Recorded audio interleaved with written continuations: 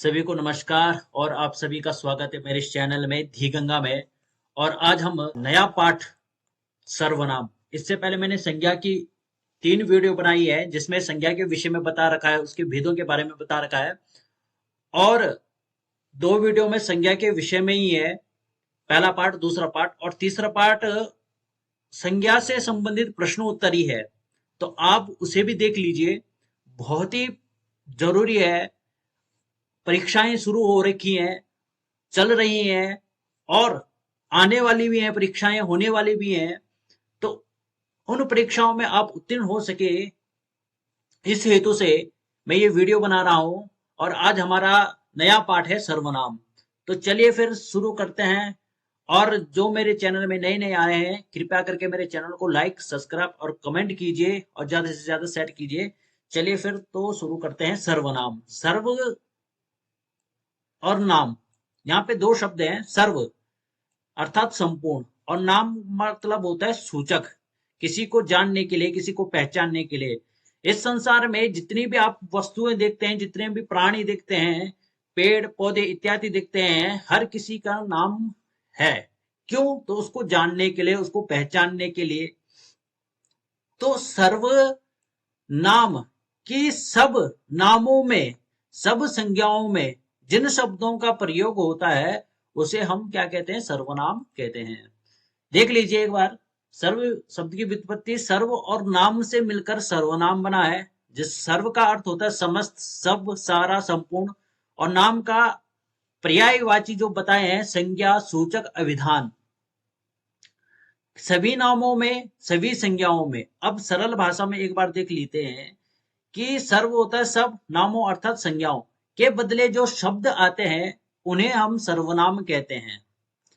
या सर्वनाम उस विकारी शब्द को कहते हैं जो किसी भी संज्ञा के बदले बोले जाते हैं या संज्ञा के बदले आते हैं। अर्थात जहां पे संज्ञाओं का प्रयोग होता है, संज्ञा शब्दों का प्रयोग होता है, वहां पे हम संज्ञा शब्दों को प्रयोग ना करते हुए हम सर्वनाम शब्दों का प्रयोग करते हैं। अब प्रश्न उठता है, क्यों करते हैं सर्वनाम शब्दों का प्रयोग? कि जब संज्ञा शब्दों का प्रयोग हो रहा है तो हमें क्या जरूरत है फिर सर्वनाम शब्दों की करने की, उसके स्थान पर प्रयोग करने की? तो भाषा को सुंदर बनाने के लिए हम क्या करते हैं? सर्वनाम शब्दों का प्रयोग करते हैं संज्ञा में। अब आगे जब मैं आपको एक कहानी बताऊंगा तब आप अच्छी तरीके से जान पाओगे कि हाँ, संज्ञा के स्थान पर सर्वनामों का प्रयोग क्यों होता है और क्यों करना चाहिए। ये 2 प्रश्न। ओके, चलिए फिर आगे बढ़ते हैं। सर्वनाम शब्द वाक्य में संज्ञा के स्थान पर प्रयुक्त होने वाले शब्दों को कहते हैं। सर्वनाम शब्द का विशिष्टार्थिक अर्थ होता है कि यह वे शब्द होते हैं जो संज्ञा के स्थान पर प्रयुक्त होते हैं तथा व्यक्ति, वस्तु, स्थान, भावना आदि की स्थिति का बोध कराते हैं। संज्ञा की जगह में प्रयोग होते हैं और जिस वस्तु या व्यक्ति या भाव या स्थान की जगह में प्रयोग होते हैं वे उसी व्यक्ति, उसी स्थान, उसी वस्तु, उसी भावना का अर्थ का बोधन कराते हैं। ठीक है, आगे जाकर आपको मैं बताऊंगा किस प्रकार से अर्थ का बोधन कराते हैं।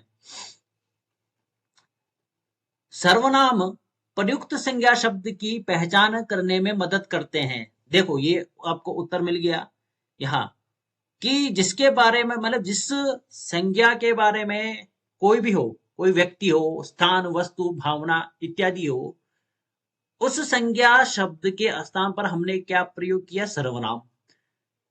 वह सर्वनाम उसी व्यक्ति के बारे में बताता है, उसी स्थान के बारे में बताता है, उसी वस्तु के बारे में बताता है। तो ये है ना, सर्वनाम प्रयुक्त संज्ञा शब्द की पहचान करने में मदद करते हैं।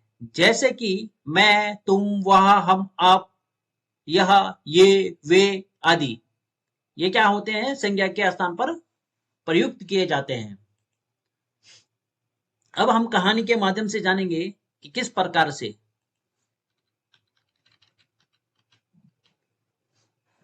एक ऋषि जंगल में तपस्या करते थे। एक दिन उन्हें हिरन का एक छोटा सा बच्चा दिखाई दिया।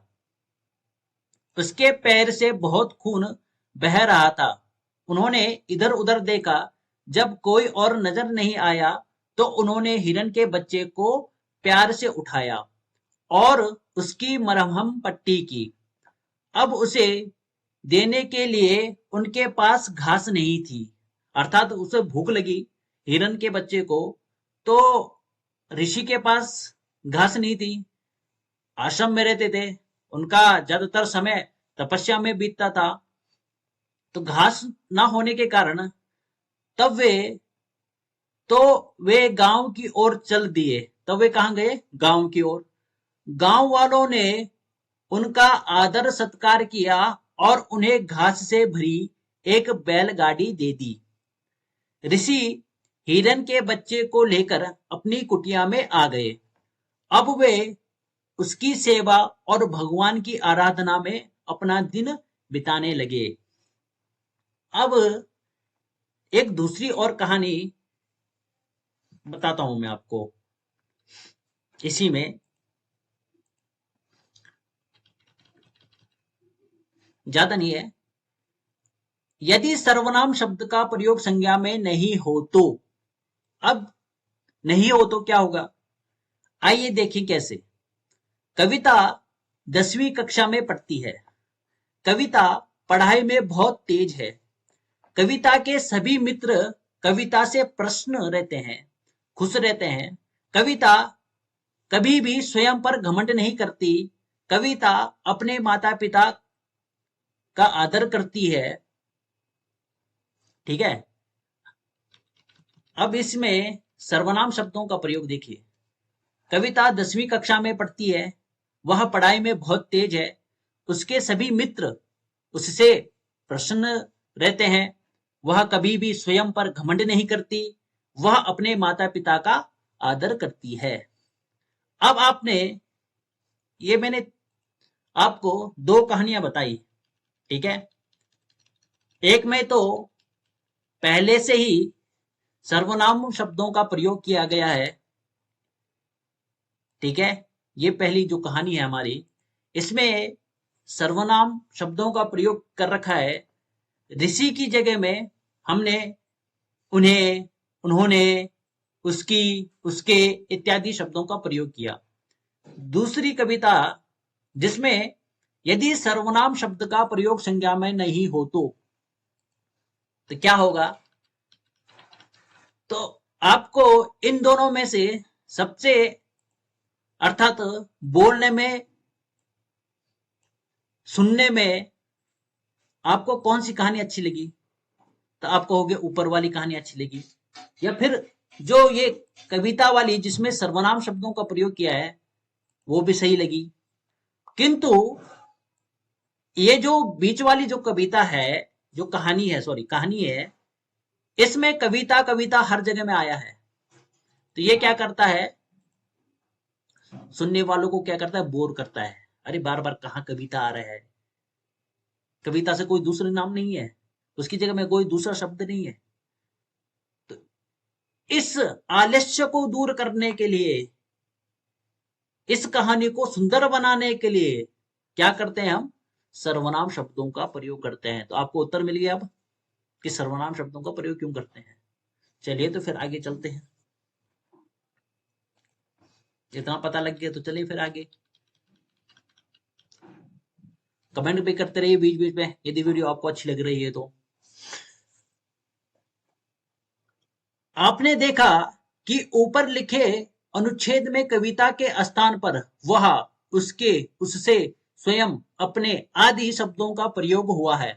अतः ये शब्द, शब्द क्या है, क्या है, सर्वनाम है। गुड, क्या है, सर्वनाम है। अब है सर्वनामों के भेद।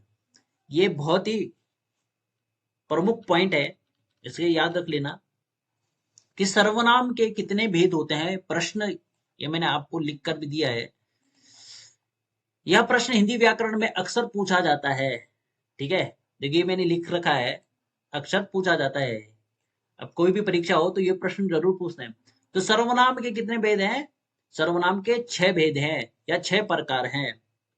ठीक है, तो नंबर 1 पुरुषवाचक सर्वनाम, निश्चयवाचक सर्वनाम, अनिश्चयवाचक सर्वनाम, संबंधवाचक सर्वनाम, प्रश्नवाचक सर्वनाम और निजवाचक सर्वनाम। एक बार इसको स्क्रीनशॉट ले लीजिए या फिर नोट कर लीजिए, लिख लीजिए, नोटबुक भी अपने साथ रखिए। जो जो मैं आपको पॉइंट बताता रहूंगा, मेन मेन प्रमुख प्रमुख जहां पे प्रश्न बनते हैं, आपको सॉल्व भी कराता रहूंगा। और उसके बाद फिर प्रश्न उत्तरी, जो लास्ट में प्रश्न उत्तरी बनेगी, वो भी आपको मैं दिखाऊंगा। ओके, चलिए फिर। तो अब पहला जो भेद है पुरुषवाचक सर्वनाम, उसको देख लेते हैं। पुरुषवाचक सर्वनाम, जिन शब्दों से व्यक्ति का बोध होता है, तो कहा है पुरुष, तो पहले ही कहा है पुरुषवाचक। ठीक है, वाचक मतलब कहने वाला, वाच्यवाचक, वाचक अर्थात कहने वाला। तो जिन मतलब हमें सुनकर पता लग रहा है, ठीक है, जिन शब्दों से व्यक्ति का बोध होता है उन्हें हम पुरुषवाचक सर्वनाम कहते हैं। पुरुषवाचक सर्वनाम पुरुषों के नाम के बदले आते हैं। अब सिर्फ पुरुषों के लिए नहीं, यहाँ पे पुरुषवाचक कहने से तात्पर्य यहाँ पे स्त्री से भी है, बालक से भी है, बालिका से भी है, किंतु उसको एक नाम दे दिया गया है कि हमें सर्वनाम के भेद करने हैं। अब उनमें से कि क्या नाम रखा जाए, तो उन्होंने कहा चलो इसको पुरुषवाचक सर्वनाम कह देते हैं।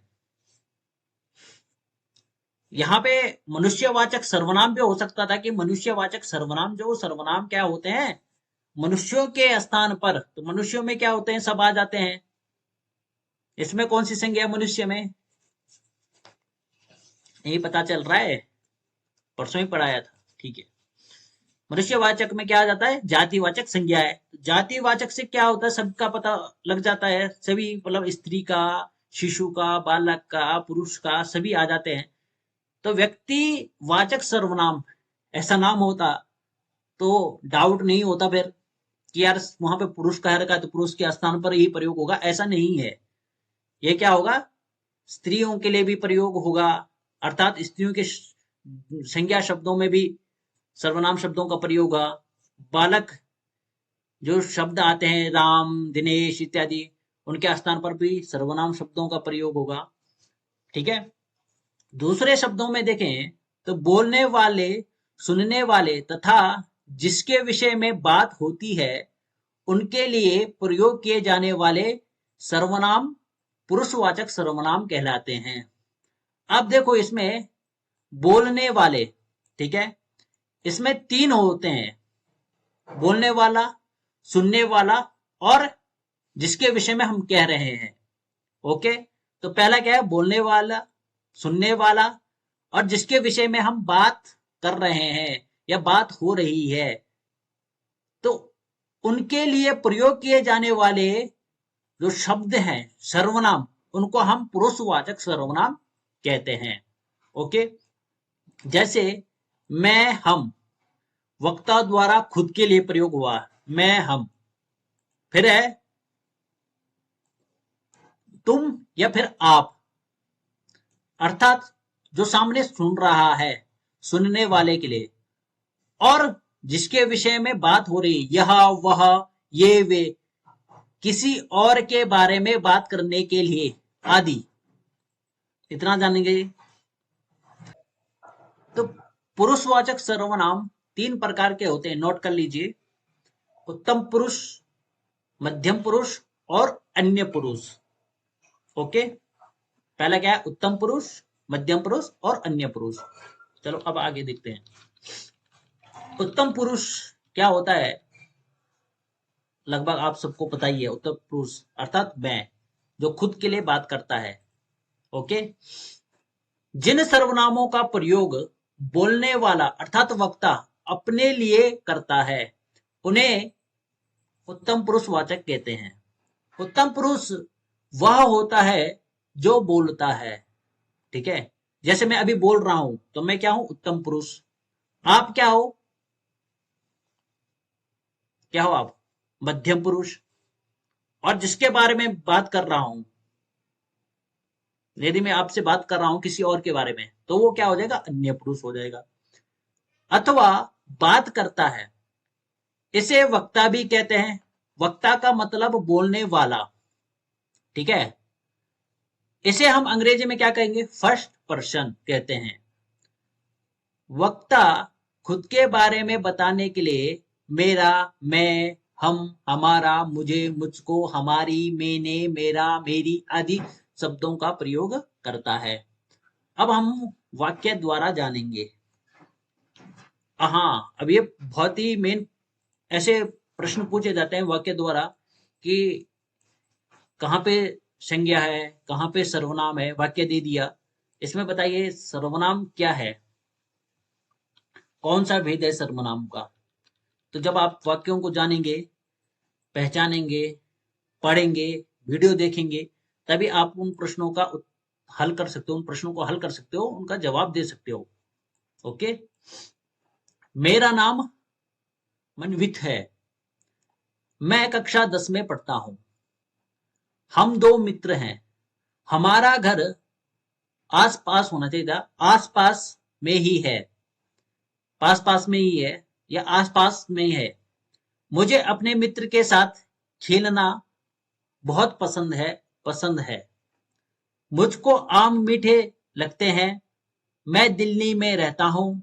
मैं जयपुर जा रहा हूँ। मैं मैं खाना खाना चाहता हूँ। मेरा नाम विकास है। मैं दिन में 3 बार खाना खाता हूँ। मुझे स्कूल जाना पसंद है। मेरे परिवार में 4 सदस्य हैं। मुझको बरसात पसंद है। मुझको बारिश में भीगना पसंद नहीं है। मेरे पापा बहुत अच्छे हैं। अब इनके जो पहले शब्द, मेरा, मैं, हम, हमारा, मुझे, मुझको, मैं, मेरा, मुझे, मेरे, मुझको, मुझको, मेरे, तो ये सभी शब्द क्या है, किस में प्रयोग होते हैं? तो मध्यम पुरुष, जो मध्यम पुरुष होता है वो प्रयोग करता है। कि मेरा नाम मनवित है। मैं कक्षा 10 में पढ़ता हूं। अर्थात वहां अपना नाम लेकर नहीं बोलता है। जिस मान लो कि मनवित है, मेरा नाम मनवित है। मनवित कक्षा 10 में पढ़ता है। मनवित के दो मित्र हैं। मनवित का घर क्या है? आसपास है। मनवित अपने मित्र के साथ खेलना पसंद करता है। तो इस प्रकार से क्या है, कोई प्रयोग नहीं करता है, ठीक है। तो वो क्या करता है? सर्वनाम शब्दों को लेता है कि सामने वालों को क्या लगे? अच्छा लगे, सुनने में अच्छा लगे। नहीं तो वो ऐसा सुनेगा तो बोलेगा भाई यार ये प्राणी कहाँ से आया है भाई। होगा ना कि यार ये प्राणी कहाँ से आया है, ये शब्दों का ज्ञान नहीं है, ठीक है। भाग जाएगा, तुरंत वहां से भाग जाएगा उठ के। तो इसलिए हम क्या करते हैं? सर्वनाम शब्दों का प्रयोग करते हैं कि भाषा को सुंदर, भाषा सुंदर बने। आगे देखिए, ऊपर दिए गए उदाहरणों में जैसा कि आप निश्चित ही देख सकते हैं, यहाँ ऐसे शब्दों जैसे मैं, मुझे एवं मेरे का प्रयोग किया गया है। जैसा कि हमने ऊपर पढ़ा कि जब वाक्यों में मुझे एवं मेरे जैसे शब्दों का प्रयोग किया जाता है तो वक्ता अपने खुद से संबंधित तथ्यों के बारे में बता रहा होता है। अब जो वक्ता होता है वो अपने बारे में बताता है। मेरा नाम ये है, मैं कहाँ रहता हूँ, मुझे बारिश पसंद है, मेरे पिता बहुत सुंदर हैं, मैं जयपुर जा रहा हूँ, मैं ये खा रहा हूँ, मैं वो पढ़ रहा हूँ, मुझको ये पसंद है, इत्यादि जो तथ्य होते हैं वो अपने बारे में, अपने विषय के बारे में बताता रहता है। अतः ऊपर दिए गए उदाहरण उत्तम पुरुष के हैं। जितने भी ये उदाहरण हैं ऊपर दिए गए, ये किस कौन से हैं? तो उत्तम पुरुष के उदाहरण हैं, ठीक है। अब है, ये उत्तम पुरुष है यहाँ पे, ठीक है। मध्यम पुरुष हो गया है, गलत से है। सर्वनाम कारक के रूप में मध्यम पुरुष, कर्ता कर्म करण संप्रदान अपादान संबंध अधिकरण, ठीक है, एक वचन और बहुवचन, ठीक है। ये प्रश्न भी आता है, एक वचन और बहुवचन। संस्कृत में 3 वचन होते हैं, एक वचन, द्विवचन और बहुवचन, और हिंदी में एक वचन और बहुवचन का प्रयोग होता है। मैं, मैंने, हमने, हम लोगों ने, मुझे, मुझको, हमको, हम सबको, मुझसे, हमसे, हम लोगों से, मेरे लिए, हमारे लिए, हम सबके लिए, मुझसे, हम सबसे, मेरा, मेरा नाम बोलते नहीं हम, मेरा नाम या हमारा नाम, तो मेरा काके की, हमारा काके की, इसका प्रयोग होता है। मुझ में, हम सब में, तो ये कारक के रूप में जो शब्दों का प्रयोग होता है वाक्य में, हम इन शब्दों का प्रयोग करते हैं। तो ये आपके सामने देख लीजिए, एक बार स्क्रीनशॉट ले लीजिए इनकी। उसके बाद है मध्यम पुरुष। मध्यम पुरुष वाचक जिन सर्वनामों का प्रयोग सुनने वाले अर्थात श्रोता के लिए किया जाता है उन्हें हम मध्यम पुरुष वाचक कहते हैं। जैसे तू, तुम, तुम्हें, आप, तुम्हारे, तुमने, आपने, उसने, वह, मैं का प्रयोग नहीं होगा, ठीक है, तुम, उस आदि का प्रयोग। ये यहाँ पे डिलीट कर देना है, कट कर देना है इसको। मध्यम पुरुष वह होता है जिससे बोलने वाले व्यक्ति बात कर रहा होता है। जैसे मैं अभी आपसे बात कर रहा हूं, तो आप क्या हो गए, मध्यम पुरुष वाले हो गए, ठीक है। मध्यम पुरुष को सुनने वाला भी कहा सकते हो, आप सुनने वाला भी कह सकते हो उसको। इसे द्वितीय व्यक्ति भी कहते हैं। क्या कहते हैं, द्वितीय व्यक्ति भी कहते हैं। बोलने वाला व्यक्ति इससे सीधे बात करता है। तो ये देखो, इसको क्या क्या कह सकते हैं हम, मध्यम पुरुष कह सकते हैं, द्वितीय पुरुष कह सकते हैं, द्वितीय व्यक्ति भी कह सकते हैं, या बोलने वाला व्यक्ति भी, मतलब सुनने वाला व्यक्ति भी कह सकते हैं। आपके लिए प्रश्न पूछ दिया जाए तो ये आप इसको कर सको, ठीक है, इसलिए मैंने ऐसे सब दे रखा है कि मध्यम पुरुष को क्या क्या बोल सकते हैं। द्वितीय व्यक्ति बोल सकते हैं, सुनने वाला बोल सकते हैं, जो सुन रहा है, ठीक है। अब है वाक्य प्रयोग। तू इतने देर तक कहाँ था, तुम कहाँ गए थे, तुम्हें जल्दी आना चाहिए था, मैं आपको कुछ सुनाना चाहता हूँ, तुम मुझे अच्छे लगते हो, तुमको कहीं और जाना चाहिए, जो मैंने तुझे कहा था वह तूने नहीं किया, आप मेरे घर सादर आमंत्रित हैं, तुम्हारे घर में कितने पालतू जानवर हैं, आप आज कुछ ठीक नहीं लग रहे, आप कहाँ जाते हैं, तुम क्या कर रहे हो, तुम जब तक आओगे तो मुकुल चला जाएगा, आप सुपरमार्केट से आटा लेकर आओ, ठीक है। तो ये मध्यम पुरुष के शब्द हैं। अब ये है तू, तुम, तुम्हें, तुम, आपको, तुमको, तुझे, तूने इत्यादि का प्रयोग क्या है, ये मध्यम पुरुष में प्रयोग किए जाते हैं, ठीक है। अब है अन्य पुरुष। अन्य पुरुष को हम किसी और अन्य नाम से भी जानते हैं। क्या नाम है, क्या कहते हैं, तो प्रथम पुरुष। अन्य पुरुष को हम प्रथम पुरुष भी कहते हैं। तो सर्वनाम कारक के रूप में मध्यम पुरुष, इसको एक बार नोट कर लेना, ठीक है। जैसे उत्तम पुरुष का है वैसे ही ये शब्दों का भी कारक में प्रयोग करते हैं कि तुम, तूने, तुझे, तुमको, तुमसे, तुम्हें, तुम्हारे लिए, तुमसे, तुम्हारा, तुम्हें, ठीक है, तुझे इत्यादि प्रयोग करते हैं हम। अब है अन्य पुरुष। अन्य पुरुष जब वक्ता और श्रोता किसी अन्य के विषय में बात करते हैं उसे अन्य पुरुष कहते हैं। और अन्य पुरुष किन शब्दों का प्रयोग करता है, तो यह, वह, ये, वे आदि शब्दों का प्रयोग करता है। वह कल विद्यालय नहीं आएगा। अब वह कौन है, कोई व्यक्ति विशेष है, राम है, दिनेश है, सुरेश है, तो उसके विषय में प्रयोग कर रहे हैं। उसके नाम के जगह में वह विद्यालय नहीं आएगा, उसको लैपटॉप खरीदना है, उसका सपना पूरा होगा कि नहीं होगा, इत्यादि अन्य पुरुष के लिए प्रयोग किए जाते हैं इत्यादि शब्द। ठीक है। तो स्वयं को छोड़कर किसी तीसरे अथवा अन्य की बात पर अन्य पुरुष सर्वनाम का प्रयोग होता है। अतः यहाँ यह शब्द अन्य पुरुष का उदाहरण है। जैसे यह आदमी, वे लोग अन्य पुरुषवाचक सर्वनाम का सही उदाहरण है। ठीक है, तो यह आदमी, वे लोग, ये सब किसके लिए है? अन्य पुरुष के लिए। इन सर्वनामों का उपयोग बोलने वाला व्यक्ति अर्थात वक्ता, जैसे मैं बोल रहा हूं अभी, तो मैं क्या कर रहा हूं, उन शब्दों को लेकर किसी अन्य के विषय में बता रहा हूं, जैसे राम, दिनेश इत्यादि के विषय में बता रहा हूं। किन शब्दों को लेकर? यह, वह इत्यादि, किसी तीसरे व्यक्ति के बारे में बताने के लिए करता है। ओके, अब इसमें भी ऐसा ही वाक्य प्रयोग है। ठीक है, तो आज के लिए इतना ही करेंगे क्योंकि वीडियो फिर बड़ी हो जा रही है।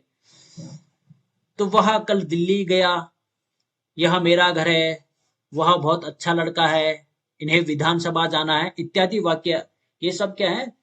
अन्य पुरुष के लिए प्रयोग किए गए हैं। ठीक है, और वक्ता श्रोता क्या कर रहे हैं? बात कर रहे हैं कि वह कल दिल्ली जाएगा, यह मेरा घर है, तो यह प्रयोग करके घर के लिए।